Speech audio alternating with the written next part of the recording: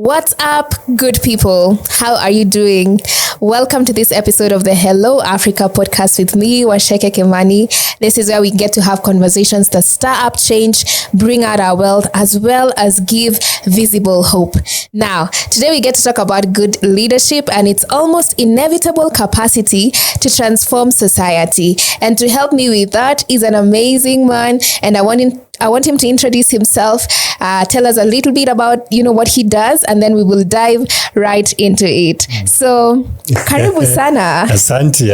Yes. Please let the people know you. Yes, my name is Peter Tosh. Yes. I'm an actor, writer and director. Okay. I have a company called Liquid Arts Entertainment. We usually do plays at Kenya National Theatre. Yes. Over and above, I'm a creative by nature, and also a leader at that space at Kenya National Theatre. Yeah. And also, in church, just trying my level best to be able to lead purposely. Yes. Wow. And you won an award just not too long ago. Yes, I won an award, Head of State Commendation. Come on. Humbly, by God's grace. Yes. And also won other 6 awards. Wow. Best producer, best director, best writer, best theatre company, and 2 amazing actors and actresses under my leadership. Yes. Wow. Come on, you got to honor this man, right? Yes, so Tosh, we celebrate you. Celebrating everything that you're doing out there. Yeah, thank you so much. Amazing impact going on, yeah? Amen. Awesome. Amen. So, we get to have this conversation about good leadership. Yes. I think constantly we are always talking about bad leaders, good leaders. Yes. And I think it's good if we demystify what really is good leadership. Yes. What's the simplicity and practicality of it? Yeah. I think good leadership is about servanthood. Number one, you must be willing to serve. Okay. And servanthood can really kind of take time for one to understand. But you need to be available to the people that you're leading. You need to be there for them. Wow. You need to be able to achieve great mileage by just listening to them and be able to know what is my purpose at this specific time. Yeah. And any leader who is available is a good leader. Yeah. If a leader is not available, then he's not a leader. Because people need to be able to reach out to you, and then they need to be able to talk their differences, what they want, and you need to be able to be there to listen to them, so that you can be able to walk purposely with them. So one of the key things is just servant leadership. Very important. You must be there for people. You must be available. You must be available for them, because now it is not you leading them, it is them directing you how to lead. Exactly. So number one is servanthood. Another thing is time. Time. You must be able to create time for them to be able to be available. You be intentional. If you are a county government leader, or you are a chief or anyone out there, or MP, you need to be available for you. Create time. There is no need for you to go for international events and on the ground in Kubaya. You must be able to create time for your people to be able to listen to you. Time management. Great leaders keep time. So you must be able to, if you organize a meeting, the fact that you are the CEO, you are the county government leader, or you are chief or any other, or a church bishop or reverend, you must keep time. You must be there on time. Time tells a lot. It tells that you have respected people's time. You are there for their service. So you must be a servant. You must keep time. Another thing about leadership is you must be honest. When you're broken, say. When you can't, say. Say it. Just say. It's not about perfection. It's not about perfection. You must be vulnerable. You might not like it, but people want to hear the other version of you. If you're a family guy, say it. Say, this is my wife and these are my children. Say it. Most African leaders don't say it. That's true. You must be vulnerable by the pains. If there's something that you're supposed to deliver and you have not delivered, say it. Say the truth. You must be vulnerable so that people are able to be they're able to relate with you, and they're able to have honest conversations around you. Yeah. So very few leaders are vulnerable. They end up just saying their things, promising people, trying to work out things, but people are not stupid. They can see. They can see. They can see. They can see you're broken. They can see you're not directing. You're not directing them to the right path. They can tell. They are not stupid. They can tell. They can tell. Yeah. And another thing is you must be able to believe in God. Because why? Because this is where you get your wisdom. You get your wisdom beyond understanding. The understanding is just being able to understand that I'm in this position, but there's some critical decisions that you will make that you'll have to have a certain higher level of wisdom. And that wisdom, it is written, ask for it. And God will give it to you. Because you'll be tested by the same people that have elected you. They will test you. They will see if you can be able to keep your word, if you have a side, So as a leader, you need to be neutral. You need both enemies and friends are your friends. So you need to be able to be neutral at that specific time. So being vulnerable and just being able to believe in God, to be able to have a certain connection with God, you create time for Him. Jesus did the same too. For him to be an incredible leader. The things that I'm talking about, he created time for his disciples. He washed their feet. That is servant leadership. He was able to have time with God, set aside time and go and pray and come and talk to the people. He listened to the people. The healing part didn't just come, he went around doing miracles. He listened to them. How can I help you? So if a leader can't ask such questions, and if a leader is walking alone in the path, then that is a failed leader. Oh my goodness. You have talked about so much in those few minutes. And I think what I'm hearing from you is that leadership is in the doing and in the action. Because I think most times when you hear leadership, we think of the titles, Manze. We think of the prestige, and we think of the glory that comes with it, and the decisions. Like when I think leadership, I'm thinking of the big decisions that I have to make. I'm thinking of the flights that I have to take in and out of the nation.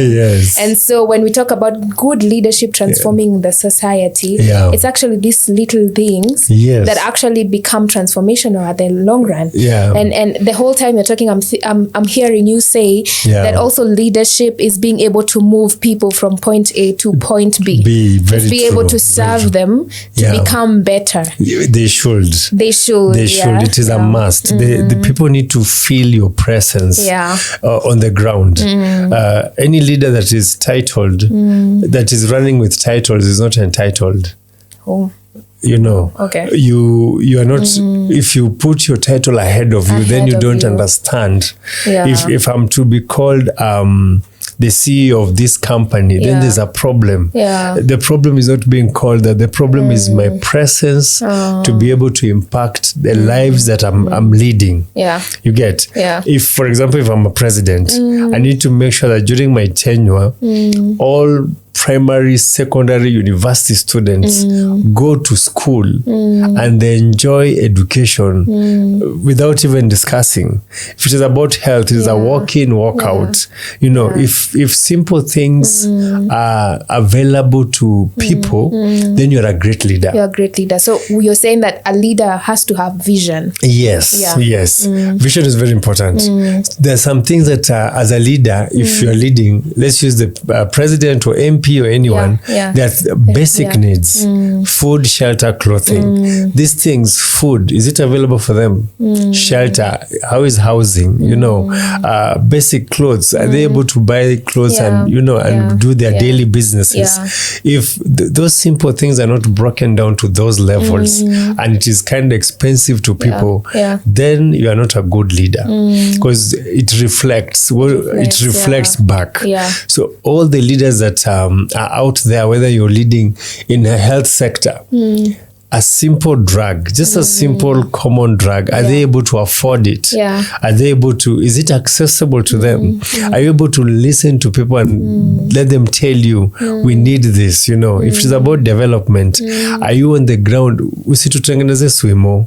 You know, those border shades. About those and then people shades. normally, like all the time, people are like, you put a border shade and then you write your name. Your name. I'm like, it's just a border shade. Exactly. So, I don't so get it. It's just a PR, yeah? But I really love the points that you're bringing out. Yes. Because especially if we are going to be honest and talk about the African model of leadership. Yes.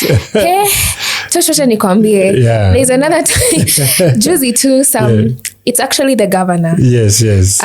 Was coming to visit the area. Yes. And imagine, Tosh, watu waliamka, like people woke up so early to go and wait for him. Yeah. Because he had promised that he would come with some food, just some little gifts here and there. I hear you. And people had to wait until he came, and they had to wait until he finished, which was at around 6. So you can imagine mothers with babies have waited almost the whole day. They are not really listening because they want to listen to him, but it's because there's a gift that they will get after that. A kickback. You know, there's a kickback, and it makes me worried because I'm like, if someone has to queue the whole day, survive the sun a whole day just to get a packet of unga, then something is wrong somewhere. Big time. So what I'm hearing you say is that if this particular leader, by the time they were getting into that position, would have thought, this is my vision for the next 5 years. I just want to make sure that everybody has food, access to food, and maybe just access to shelter, and just concentrate on them and work them. I think we would have a better continent, better kind of governance. And it is sad. It is sad that these people are in the leadership. They know that if they deny people this, they are going to sustain their leadership in these positions. So if they deny people access to food, access to shelter, or even access to education, they know they are going to be in that space for a long time. But now what they don't understand is that is not leaving a legacy. Every leader must leave a legacy. And every leader must create someone that is going to a disciple. Jesus is the same. He came, did his thing for 3 years. Imagine 3 years. And during that time, he was creating disciples, mentoring them, walking with them. I remember, I'm paraphrasing, there's a place he told the Pharisees, yes, these guys cannot fast now, but when I go, they will. You know, so even as a leader, who am I mentoring as my incoming? After you, you know, am I going to? I need to raise the bar so high that whoever is coming at that particular seat will be able to be compared to. Like, for example, I must try my level best. Any drug that is a simple drug as Panadol is available to all the hospitals, so that whoever is coming will be asked, why is it that a simple drug as Panadol is not there? And during his regime, it was available. So what changed? And if people do not feel your impact, if people are under your masses, then you are not a good leader. You are a puppet leader. A puppet leader perpetrates everything. He masquerades and masterminds everything. And you see, your time is being counted because as much as you're puppeting everything perpetually, your time is going to end. And when it ends, the biggest question they're going to ask, people will ask, what is your legacy? Wow, Tosh. Where can we put a monument to say we celebrate you? We celebrate you. And if we can't even mention one road and say this is Tosh Road during your time, then there's a problem. If you put people under your masses and you give them money, you give them food, like what you've mentioned, there's a problem. They don't trust you. But they trust what you give them. Gosh. I'm hearing so many things when you're speaking. But one of the things that's also coming out is that leadership is also time bound. Yes. I think we have to think in that way. Because if we think in that way, then we are thinking what level of impact will I have made by the time I am leaving this place. True. But it's also like leadership is also about the people that you're bringing up. Yes. But it's also about trusting the people that you're leading. Yes. And bringing them in that they can be able to guide you to lead them. Exactly. Because I feel like sometimes when you get a leadership position, it's almost like we have the mentality that you have to have it all figured out. But what I'm hearing you say is you have the permission to allow the people, yes, into your decision making. So that they can help you make the decisions. Very true. Leading me is actually trusting me to advise you. It's letting me in on, to give you a sense of direction. Yes, please. And to make you be able to understand that if I'm a prefect in school, I am not there to punish the students. No, kuandika noisemakers list. I'm not there to andika noisemakers list, but I'm there That's profound. I'm there to make sure that I guide them. Have you guys done your homework? Do you think we need more prep time? Do you think we need conversations on how to be able to pass our exams? But we are given the wrong notion of the purpose of a prefect at that particular point. From when we are really little. Yes. So a prefect will look at it as a privilege to tell someone, ukinipatia nyama sita kuandika jina. It is nipe nikupe type of a servant, and that is bad. And if leaders can, even in Africa, it is more of, I'm using a lot of money to pay people to put me in. So in the next 3 years, I'm going to see on how to regain my money. So I'm not serving. And that type of leadership is bad. Lastly is about a leader should have a timeline. Yes. If I'm getting into leadership, and I'm not getting into leadership until death do us apart. None shall put us asunder. Hey, lakini hapo tu shuko Africa. We don't know that. It is sad.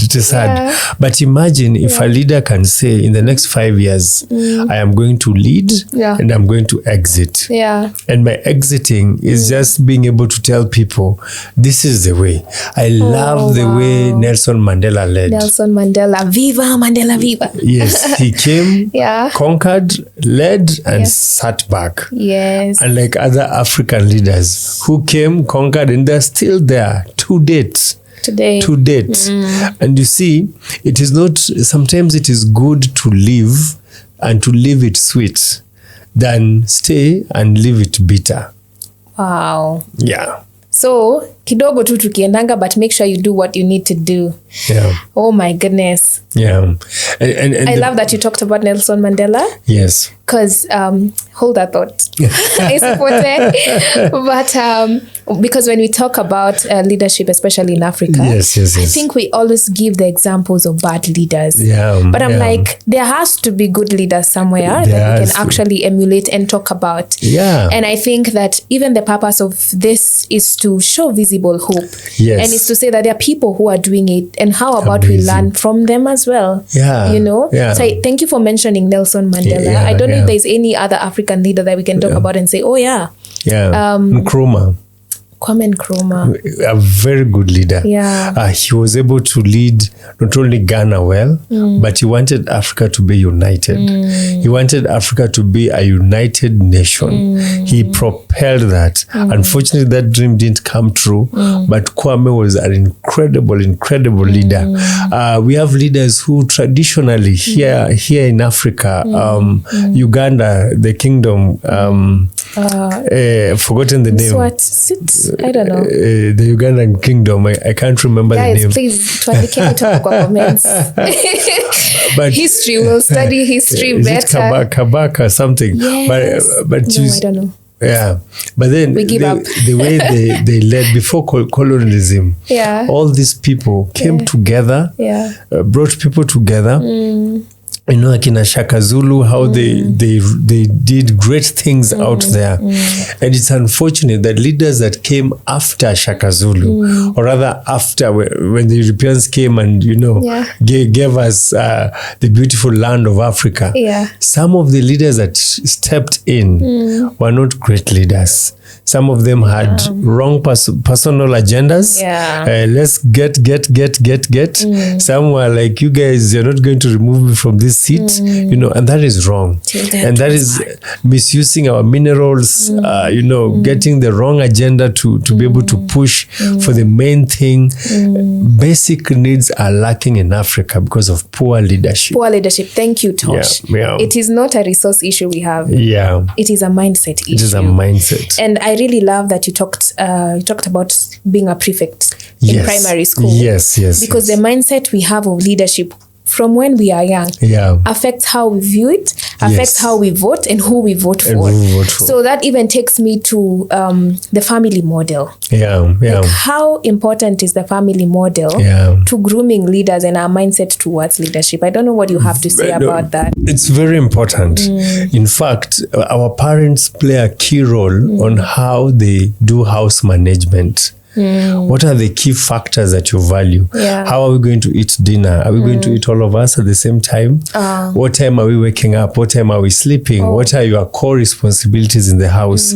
What is the core responsibility of a dad in the house? What is the core responsibility of a mom in the house? As a firstborn, what is my responsibility? That is why I'm a firstborn. As a secondborn, am I second because I'm second, or what is my key purpose?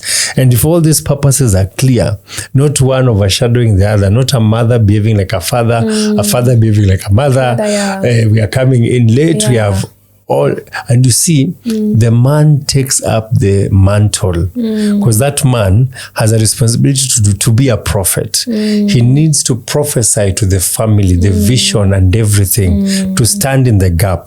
The man has to be able to be a provider. A provider meaning whenever what the family wants, I'm able to come through. And if he's not able to come through, the man needs to be vulnerable and say, hey manze, I can't give you your birthday present this time round, but we can do something small. As small as doing an ugali with mshoma, as an African cake. I'm just joking. African cake. So you see, so the part of being a prophet, the part of providing, then lastly, a man needs to be a priest in the house. Guide them religiously. Let them respect God. Let them understand that we're not only going to church on Sunday, but on Monday we'll have a Bible study. That's good. We'll have to sit down and talk and just talk about who's God. Why should we worship? And it's not even about, allow me to say, not even about church. It's about in your own space. What is your church? You get? So if a man does that, that is leadership. Leadership starts in the family. If the lady who's the mother now leads and says, this is how is it, prepare the table, she keeps the home intact without shaming the home outside. That is leadership. If I'm a firstborn, I have the responsibility to be able to help people. When I talk about people is secondborn, thirdborn, that our dad has created this vision, we need to run with it. We are running with the family vision. Yes.